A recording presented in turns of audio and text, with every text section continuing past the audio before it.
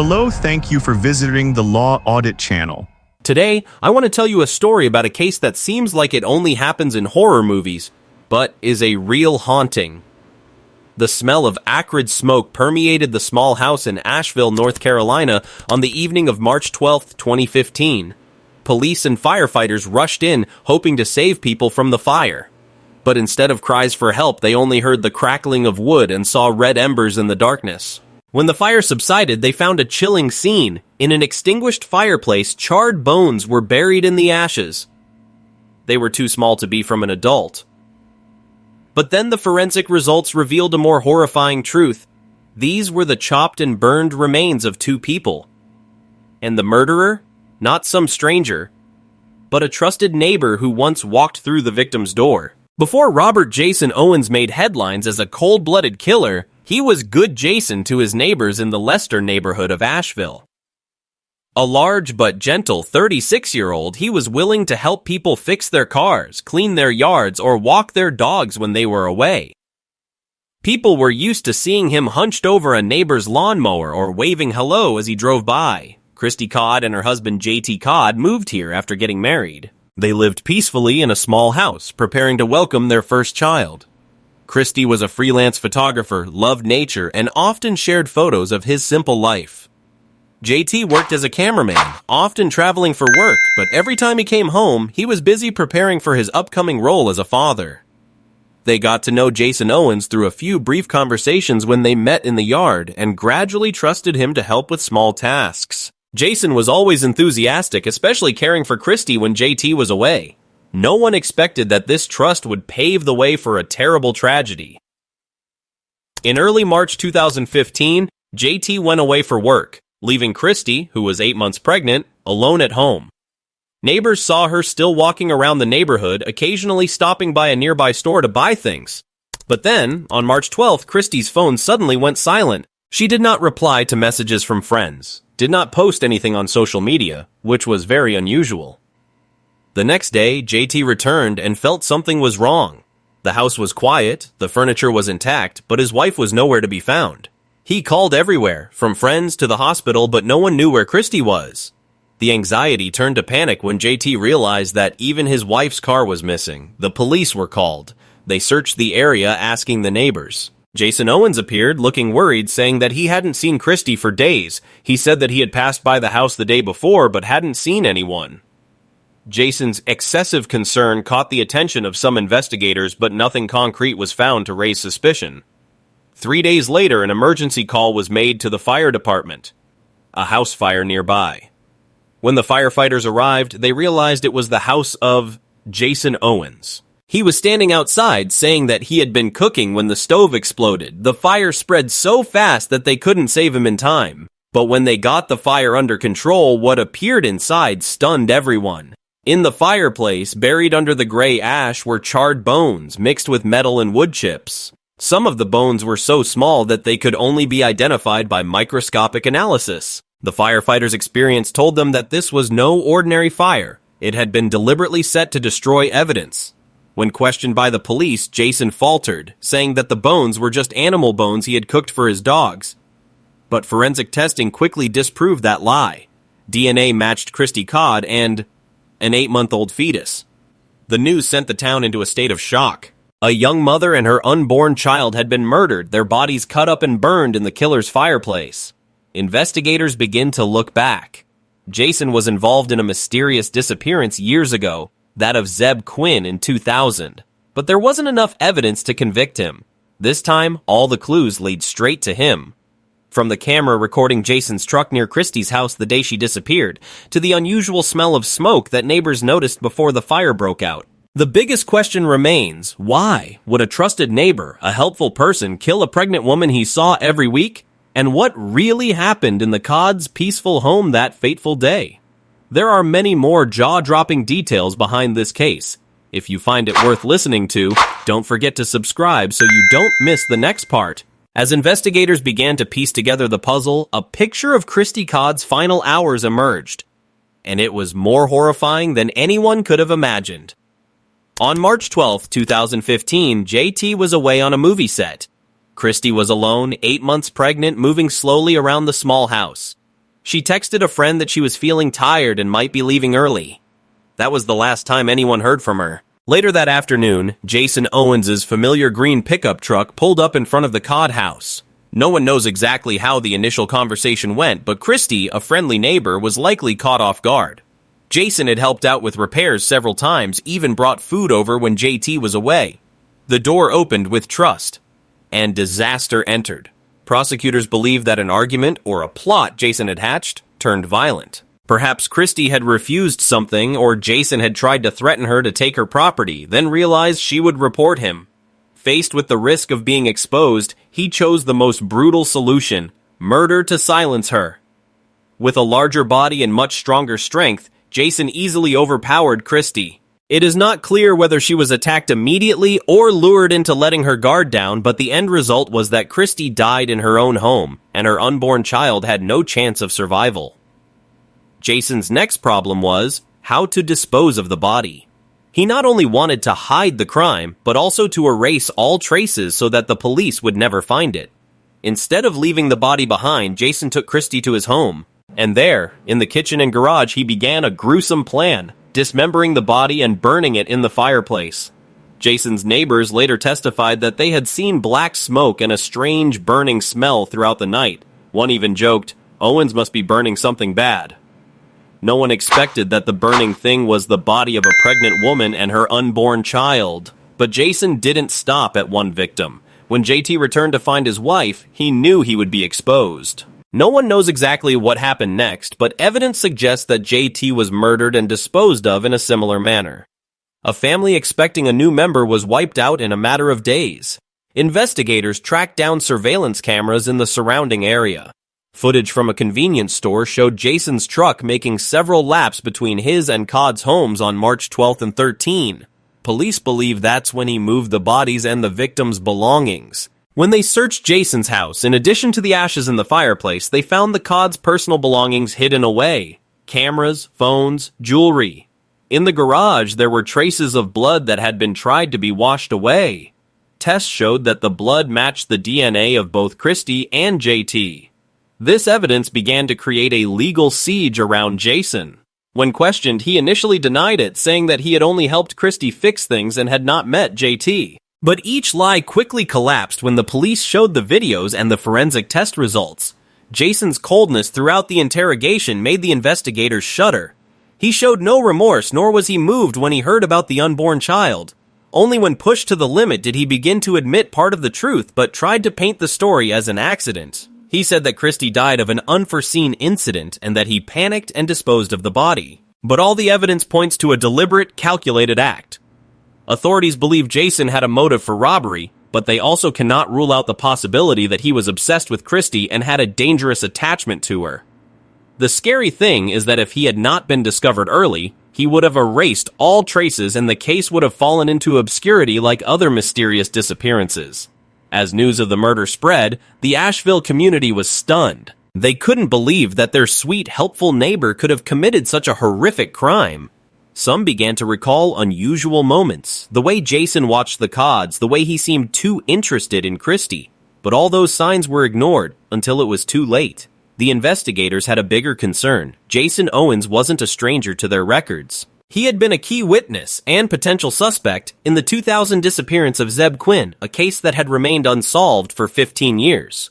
And now, a terrifying question arose. Did the Codd's killer also know what happened to Zeb Quinn? Before the nation knew Robert Jason Owens as the cold-blooded killer of the Codd family, he had appeared in another crime scene, a mysterious disappearance that haunted the Asheville community for 15 years. That of Zeb Quinn. It was January 2000. Zeb Quinn, an 18-year-old working at a Walmart in Asheville, was starting to build his adult life. Zeb was a cheerful, hard-working guy who loved fixing cars. On the afternoon of January 2nd, he met a friend to look at a Mitsubishi Eclipse he wanted to buy. That friend was none other than Jason Owens. According to Jason's initial account, he and Zeb drove that night to find the Eclipse for sale. On the way, Jason said he received a mysterious text message that freaked out, and he crashed his car into a utility pole, wrecking his truck. He said Zeb then left alone, saying he had to run an errand and disappeared. Jason claimed that was the last time he saw Zeb. But Jason's story is full of inconsistencies. Witnesses said they saw Zeb and Jason talking in the parking lot with no signs of hurry or panic. The eclipse that Zeb wanted to see was never found. 2 days later, Zeb's car was found abandoned in a parking lot near Mission Hospital. Inside was a surviving puppy, some strange mud stains, and a strange lipstick drawing on the rear window. Oddly, in the days after Zeb disappeared, Jason was hospitalized with a head injury and broken ribs. He claimed it was the result of a car crash, but the accident records didn't match. Police suspected Jason knew more than he was telling them, but lacked the evidence to charge him. The case for Zeb's disappearance was deadlocked. For years, Jason lived quietly in Asheville, working as a handyman, a cleaner, and a construction worker. For many, the Zeb Quinn case had become a thing of the past. But for the police, Jason Owens' name was always on their person of interest list. Then, in 2015, when Christy and JT Codd were murdered, suspicions were rekindled. Investigators who had worked the Zeb case immediately took notice. Both cases had a chilling similarity. The victims knew Jason, disappeared suddenly, and the trail eventually led back to him. When he was arrested for the Codd case, Jason tried to keep quiet about his past, but investigators knew this was their only chance to break the 15-year wall of silence. They began questioning him again about that fateful night in 2000. At first, Jason repeated the same story: car accident, Zeb leaving. But when confronted with new evidence from the old file, he began to change his story, faltering, avoiding eye contact. Part of the evidence came from his own testimony in the Codd case. In his confessions to fellow inmates, Jason had boasted that he knew how to make a person disappear and no one would find him. A statement that, when put in the context of the Zeb case, sounded like a confession. Investigators searched the area where Jason had been working at the time of Zeb's disappearance. They used ground-penetrating radar and dogs, but they still hadn't found a body. But old cell phone location data, call records, and new witness statements began to weave a tight web of suspicion. Another detail that made Zeb's case even more chilling. At the time of his disappearance, Zeb had confided to friends that he had been looking at a girl, and that girl was dating Jason's cousin. The jealousy, coupled with the complicated relationship, further fueled the belief that Zeb may have been the target of a dangerous plot. As this story unfolded alongside the Codd case, the Asheville community began to see Jason in a completely different light. He was no longer the nice neighbor, but a dangerous man who had been in their midst for years, possibly involved in more than one crime. And the chilling thing, if Jason did indeed kill Zeb in 2000, that means he lived freely for another 15 years, dining, chatting, and helping his neighbors, until blood was spilled again in the Codd case. But will the police be able to hold him accountable for both cases this time? Or will some of the mystery remain buried forever, along with the location of Zeb Quinn's body? The Codd family case quickly moves into the prosecution phase. The evidence is overwhelming. Christy and JT's DNA found in Jason Owens' garage, a match in the fireplace, and a slew of hidden possessions. But what the community is most interested in is whether this trial will be enough to expose the full extent of Jason's identity. The man suspected not only of killing the Codd family, but also of being involved in Zeb Quinn's disappearance 15 years ago. The courtroom is packed on the first day. The families of the two victims sat silently, eyes red, but with determined eyes. They wanted to look straight at the person who had taken their loved ones. Jason walked in, wearing a gray shirt and khaki pants, his hands cuffed. He did not look at the Codds nor at anyone else, his eyes fixed on the floor as if the whole thing had nothing to do with him. The prosecutor opened with a chilling summary. The defendant exploited the trust of his neighbors. He murdered an 8-month pregnant woman, murdered her husband, then dismembered the body and burned it in the fireplace. This was not a spontaneous act, but a calculated plan. The evidence was presented one by one. Images of bone ashes, forensic reports, CCTV footage of Jason's green pickup truck making multiple trips between his house and the Codds. The police described in detail the strong smell of smoke and how the ashes had been buried deep in the fireplace to delay discovery. The defense attorneys knew that the evidence was difficult to erase, so they focused on motive. They painted a picture of a man pushed into a corner, saying that Christie's death was an accident, and that Jason was just panicking and trying to cover it up. They tried to eliminate the attempted murder element to reduce the sentence. But the prosecutors quickly dismantled this argument. They pointed out that if it had been an accident, Jason would have had plenty of opportunities to call 911 or the police. Instead, he chose to drag the body home, dismember it, burn it, and then kill JT when he returned to find his wife. Nobody does this by accident, they insisted. That's the nature of a murderer. One shocking moment came when the prosecutors brought up the Zeb Quinn case. While it wasn't a main part of the indictment, they cleverly inserted it as a reference point to show that Jason's behavior was repetitive. 15 years ago, a guy disappeared with Owens, they said. Now we have 2 people who died trusting him. How many more cases do we have to see what this guy is really like?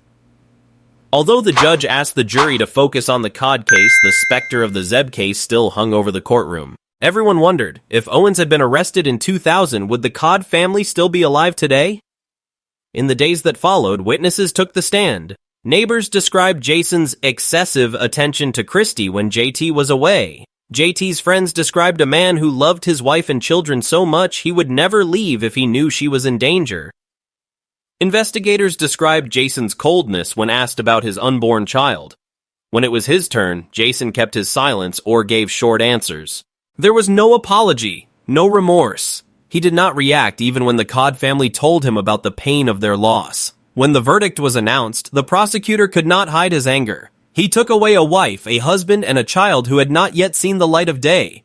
That is an unforgivable crime. He deserves the maximum penalty under the law. It took the jury just a few hours to reach a verdict. Jason Owens was guilty of first-degree murder of Christy and JT Cod, as well as multiple counts of destruction of evidence and theft of property. The sentence, life in prison without parole. But the story did not end there.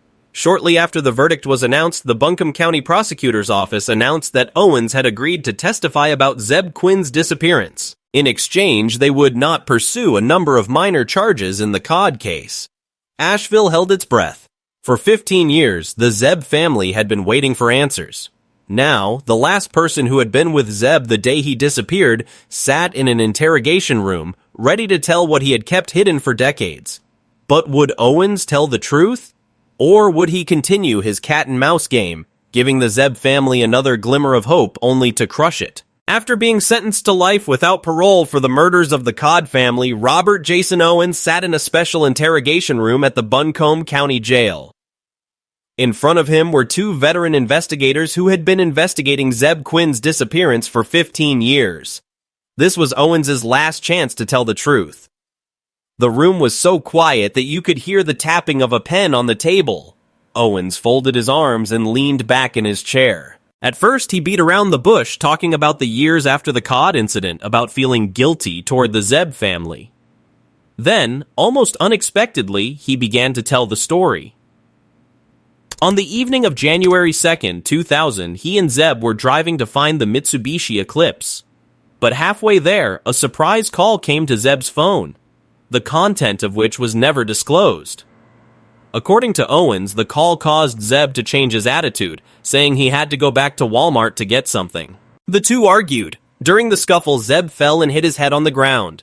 Owens insisted it was an accident, but instead of calling an ambulance, he panicked. Fear of being charged, combined with cold calculation, led Owens to dispose of the body. He said he dragged Zeb's body into his truck, drove it to a deserted lot where he had worked construction, and buried him there.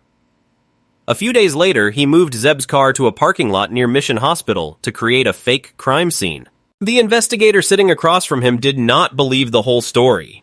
The evidence from that year, along with the way Owens had handled the Cod case, suggested that it was hardly an accident. His description, calm, unshaken, was the same as when he had described dismembering and burning the Cods. It seemed that for Owens, taking another life had never caused him to lose sleep. However, the testimony at least opened up a new lead. The investigation team brought ground-penetrating radar and dogs to the area Owens had described. They dug for weeks, but still did not find the body. Time, weather, and changes in the land had erased most of the evidence. Once again, the full truth about Zeb Quinn's fate had eluded justice. The Zeb family, upon hearing the testimony, remained silent. "I want to believe him," his mother, Denise Vlahakis, told reporters. "But my heart tells me he's not done yet. He's holding back something, maybe the most important thing." For the Cod family, Owens' sentencing was legal closure, but never emotional closure. Christie's friends remember her with a big smile, camera in hand. JT, her devoted husband, would still be filming new projects, and the unborn baby, a symbol of a new beginning, will forever live on in the memories of those who loved them. The Owens case left a deep impression on the Asheville community. People began to look at familiar faces in a different light. Who would have thought that a neighbor who was willing to help fix a faucet would be a serial killer hiding in plain sight for years? It also raises the burning question. Why wasn't Owens arrested in 2000 when the signs of suspicion were so clear? How many lives might have been saved if justice had come sooner? Criminologists call this social predator syndrome. People who know how to build a harmless, trustworthy image to approach and control their victims. Owens did it brilliantly. He was once praised by his neighbors as the nicest guy on the block. But behind that friendly facade was a patient monster who knew when to strike. Years later, in crime prevention seminars, Owens' story, from Zeb Quinn to the Cod family, is still repeated as a warning. Crime doesn't always have a stranger's face. Sometimes it smiles at you every morning when you walk past your fence. Now, Owens will die in prison, but he still carries secrets that only he knows. About Zeb Quinn's fateful night. About his true motive for killing Christy and JT. About what happened in that peaceful house before it became a scene of horror. And the question will haunt us forever. How many other victims of Robert Jason Owens did we never know about? Because sometimes the scariest thing is not what is revealed, but what remains buried with the killer.